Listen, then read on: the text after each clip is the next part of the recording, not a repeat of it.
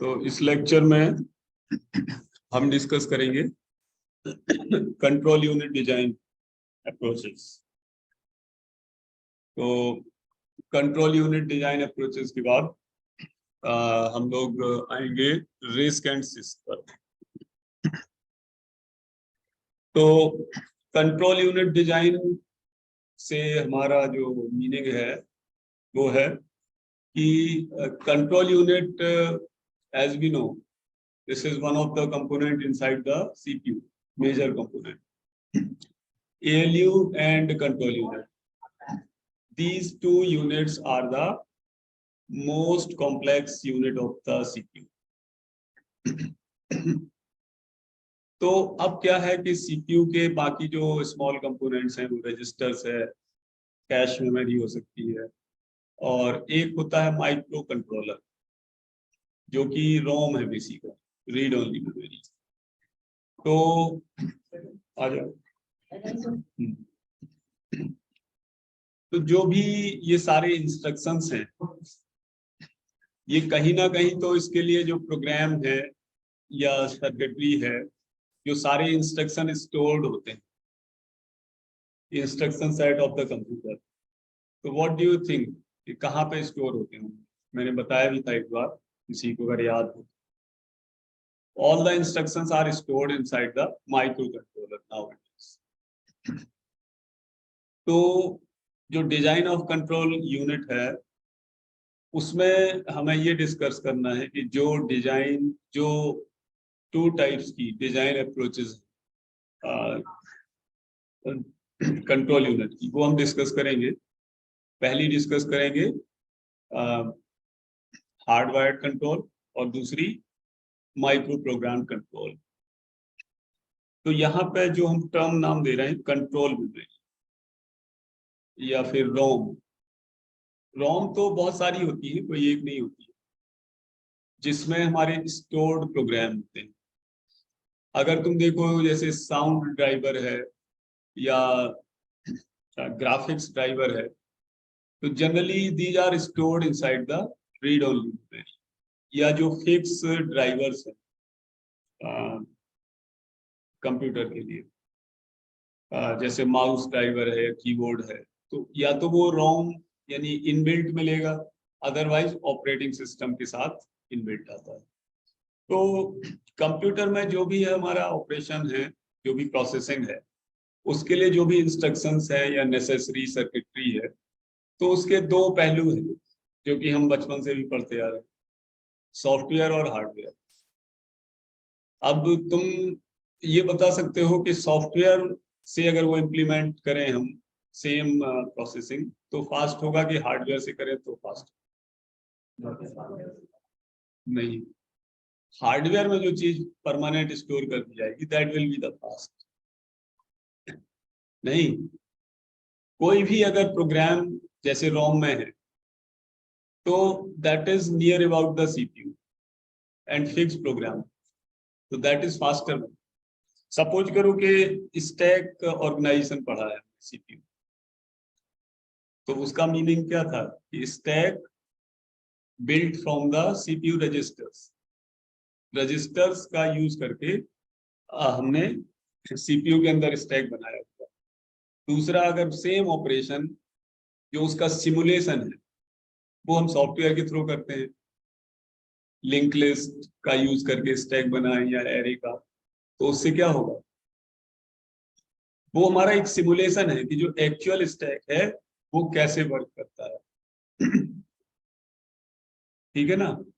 तो ये जो software built inside the hardware जितने भी होते हैं उनको हम स्टैंडर्ड नाम देते हैं फर्मवेयर।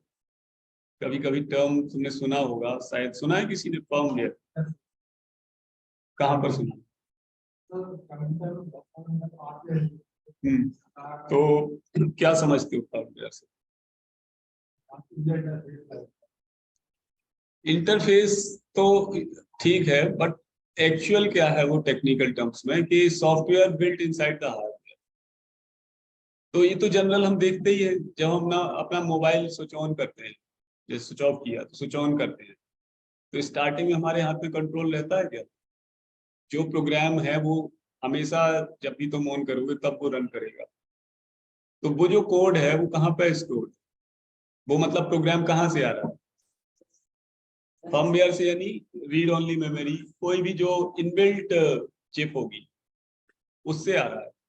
तो जैसे ही तुमने ऑन किया तो सीपीयू और उसके अंदर ऑपरेटिंग सिस्टम अपना वर्क स्टार्ट करेंगे और जो स्टोर्ड प्रोग्राम वहां से आएगा।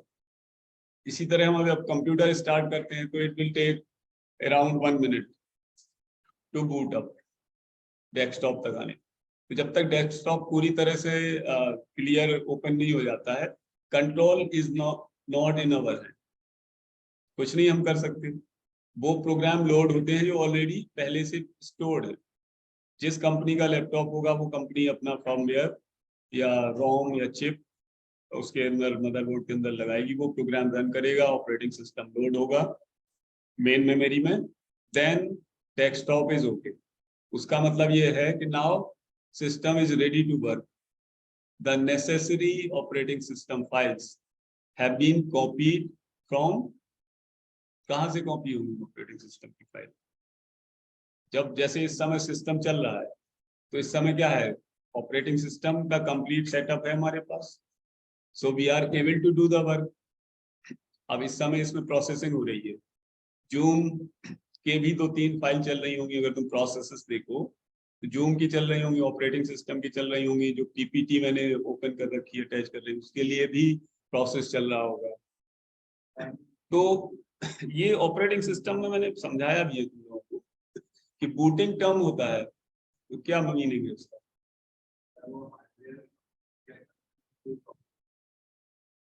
बूटिंग मीन्स कि हमारा डेस्कटॉप यानी screen now it's ready to work. तो रेडी टू वर्क मीन्स क्या है कि ऑपरेटिंग सिस्टम अब एक्टिवेट हो गया। ओके, तो एक्टिवेट जैसे हमने कोई प्रोग्राम है बहुत बड़ा, कोई प्रोजेक्ट है, तो तुमने उसको कंपाइल किया, ट्रांसलेट किया, तभी तो उसमें इनपुट वैल्यू दे पाओगे।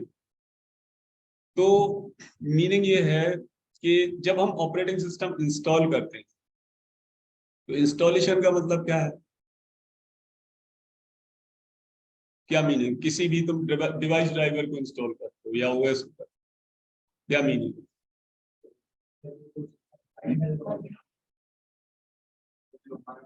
जो हार्डवेयर है उसके हिसाब से उसको रिकॉग्नाइज करके सॉफ्टवेयर हमारा उस पर स्टोर हो गया।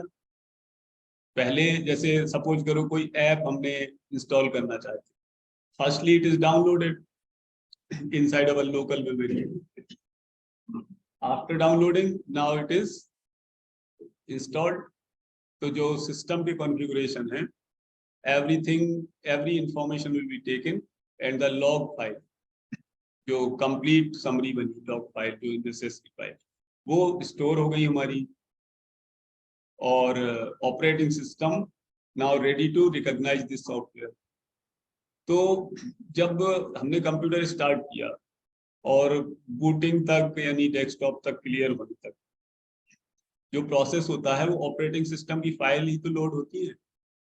अभी अगर हमारे इस पे हम प्रोग्राम मतलब अपना सिस्टम को प्रोसेस कर पा रहे हैं अपनी फाइल्स को, या कोई भी सॉफ्टवेयर है कुछ भी है, तो दिस इज बिकॉज कि ऑपरेटिंग सिस्टम इज ओके। तो ये ऑपरेटिंग सिस्टम कहीं ना कहीं तो स्टोर है ही हमारा। अब कोई कहे, नॉर्मल आदमी जो जानता नहीं वो कहे दिखाओ कहाँ स्टोर है, सो ये पॉसिबल तो नहीं होगा दिखाना। तो कुछ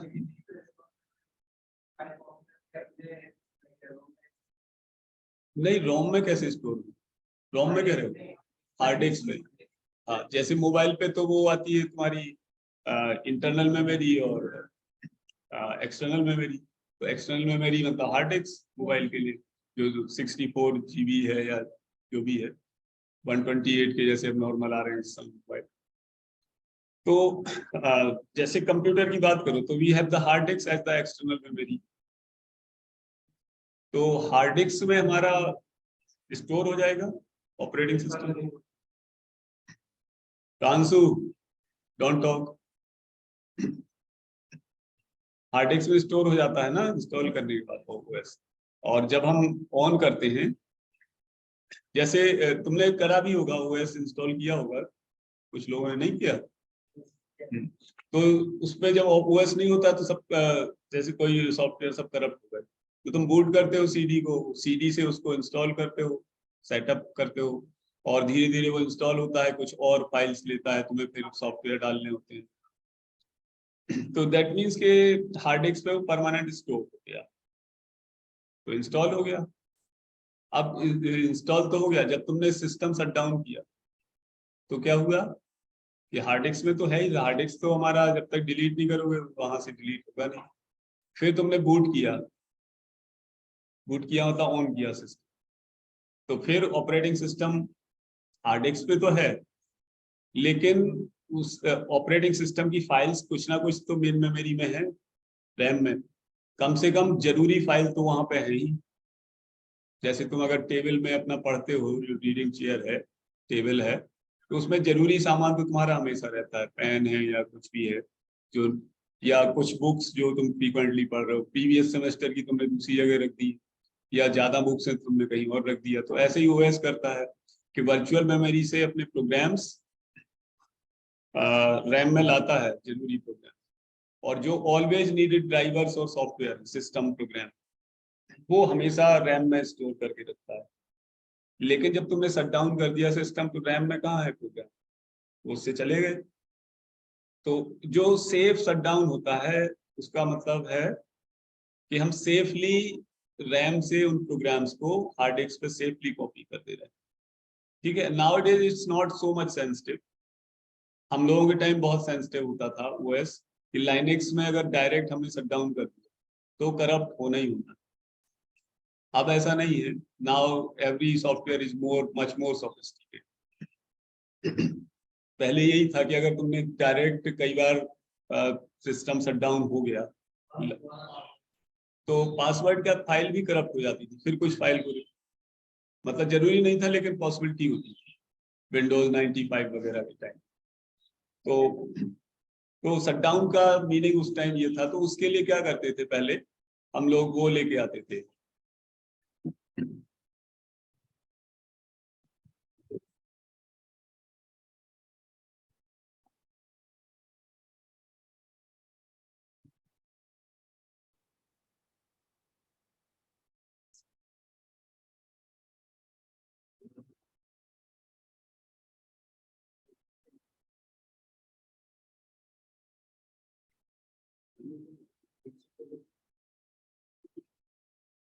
तो I need to stop this for 1 minute. ठीक है मैम, जब भी हमने सिस्टम ऑन किया तो ओएस हार्ड डिस्क से मेन मेमोरी में यानी रैम में कॉपी, और शट डाउन करेंगे तो रैम से वो फाइल वापस हार्ड डिस्क पे पहुंच जाएगी। वैसे तो हार्ड डिस्क पे एक कॉपी रहती है, लेकिन समटाइम्स अगर कोई प्रॉब्लम हो तो वो सेफली वो वहां से रैम से रिमूव की जाती है फाइल, प्रॉपर शट डाउन का मतलब है। तो अब जो रैम में प्रोग्राम मिल रहा है हमारे हार्ड डिस्क से रैम में आने का, वो सीपीयू की प्रोसेसिंग को स्लो करता है। अगर तुमने कोई ऐसा मतलब प्रोग्राम चलाया, ऐसा कोई प्रोसेसिंग की जो उस मोमेंट पर ओएस के पास वो फाइल रैम के अंदर नहीं है, तो क्या होगा, processing will be delayed till the files from hard disk will be copied to RAM. किसी भी प्रोग्राम को चलाने के लिए उसका सपोर्टिंग सिस्टम प्रोग्राम रैम में होना जरूरी है। अगर नहीं है तो वो हार्ड डिस्क पे इंस्टॉल होगा, OS will look inside the hard disk, inside the virtual memory, and मिल जाएगा तो उसको रैम में कॉपी करेगा। और कोई ऐसा प्रोग्राम कभी तुम ओपन करने की कोशिश कर रहे हो,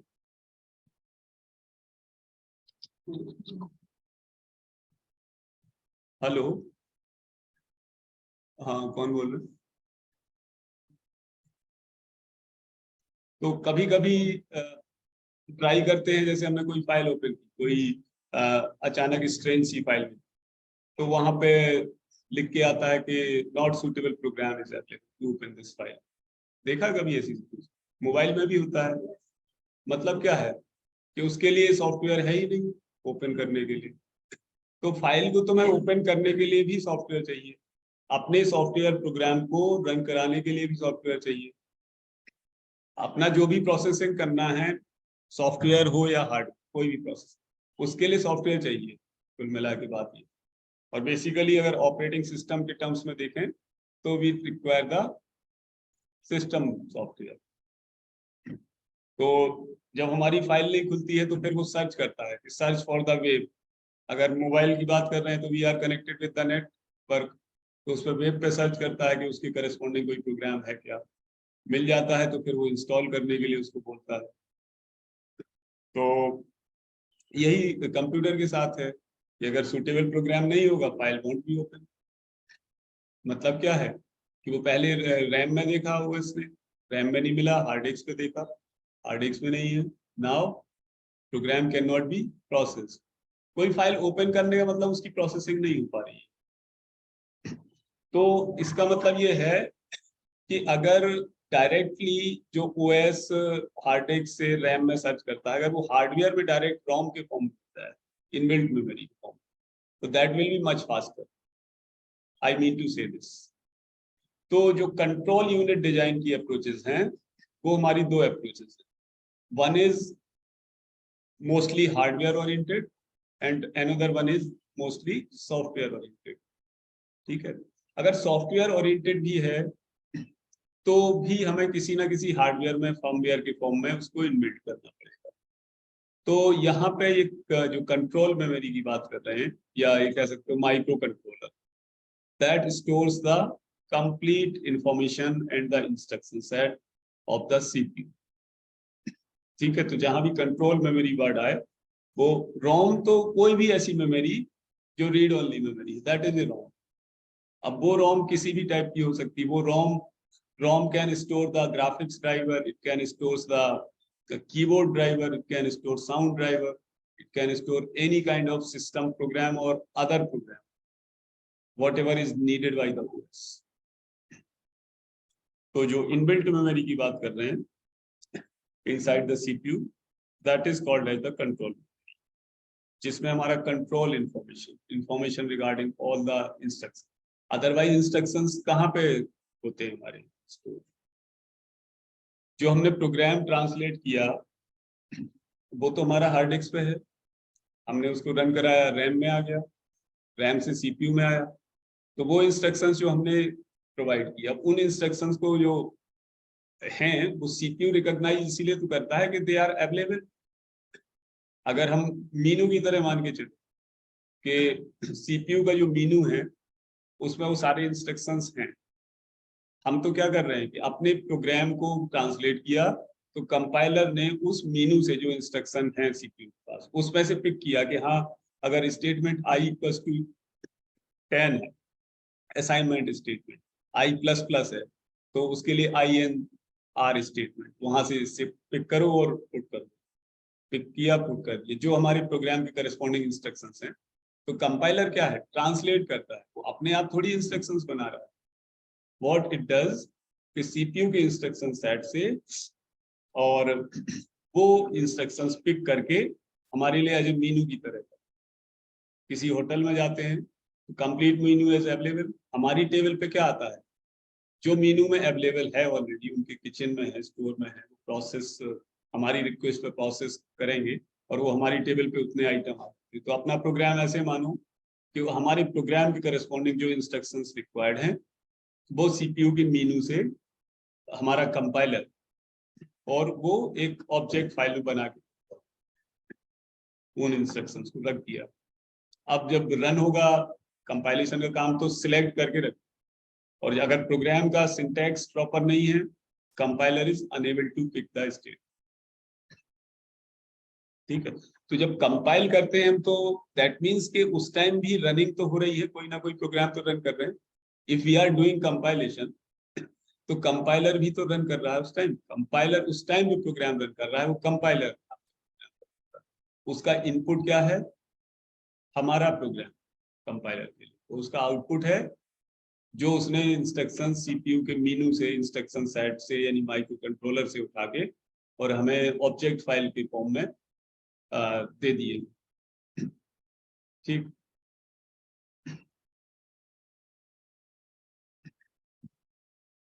तो अब इसमें क्या है कि हम जो कंट्रोल यूनिट डिजाइन अप्रोच है दोनों हम डिस्कस करेंगे।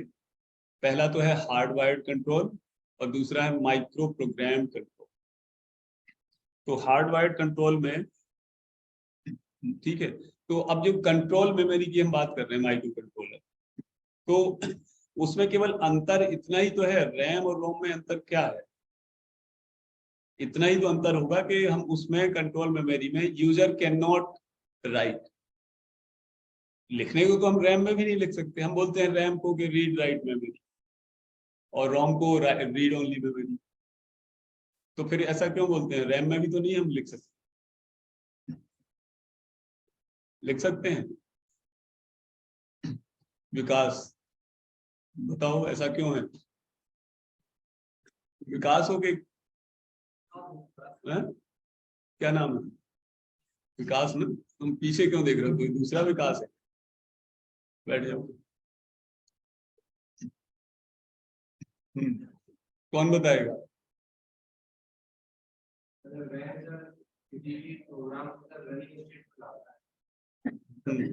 अरे हम तो देखो, ऐसे तो देखा जाए तो हम हार्ड डिस्क को क्या घुमा सकते हैं क्या, जो उसका spindle, everything what we can do by using the program. हमने प्रोग्राम लिखा तो वो प्रोग्राम ही तो ऐसा करता है कि वो रैम में कंटेंट्स ले आएगा, लेकिन हमारा यानी यूजर का कोई भी प्रोग्राम रोम के अंदर कंटेंट्स तो नहीं ला सकता।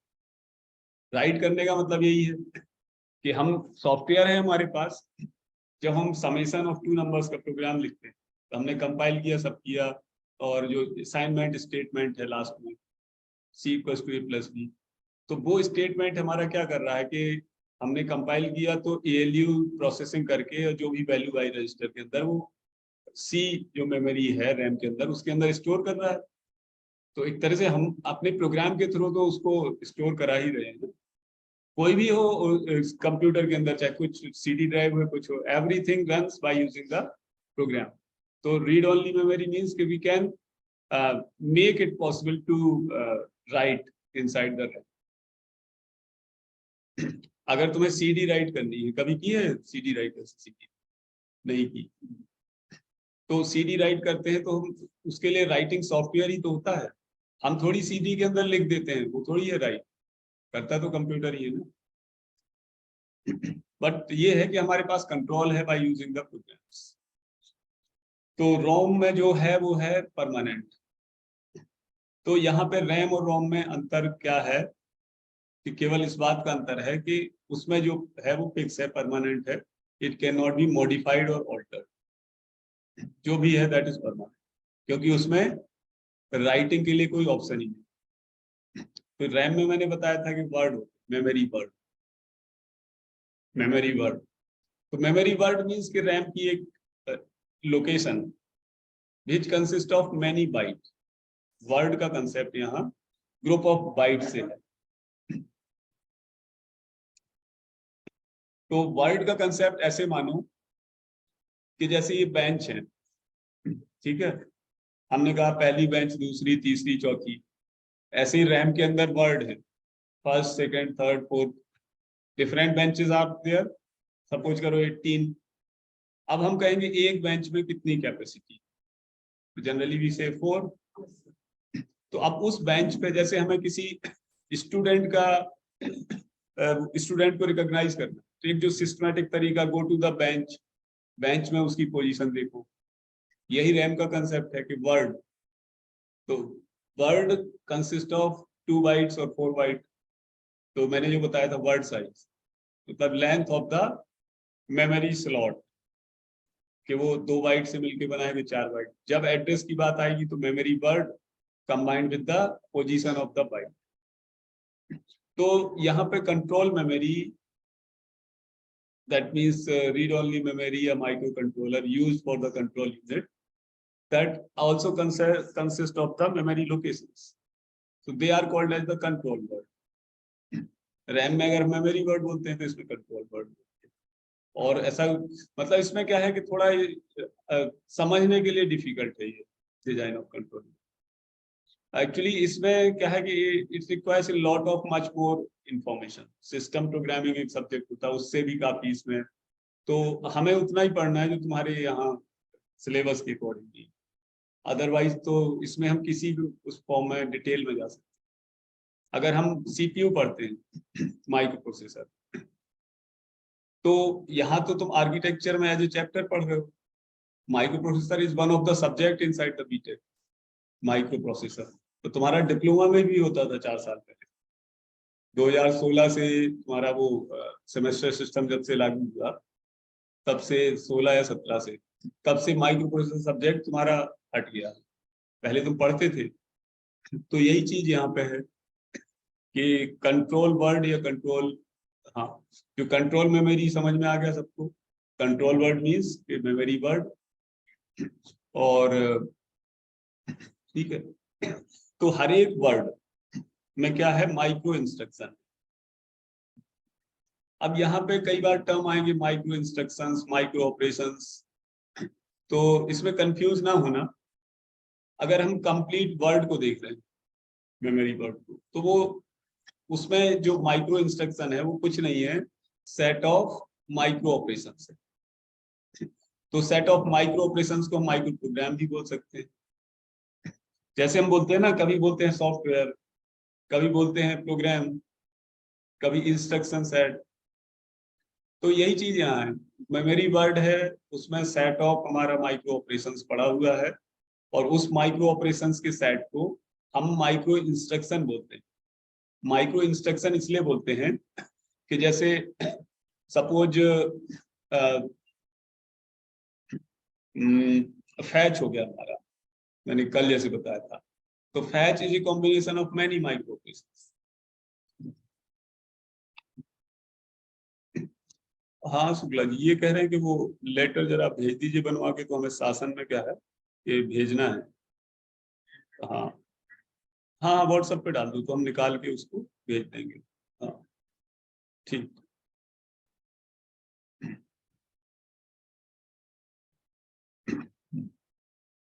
तो ऐसा है कि आई थिंक कि अभी कितना टाइम बचा है, 7 मिनट है। तो इसको अभी यही स्टॉप कर दिया जाए, फिर सेकेंड हाफ में टाइम मिलेगा तो आई विल कंटिन्यू। थोड़ा संस्था का काम कर लिया।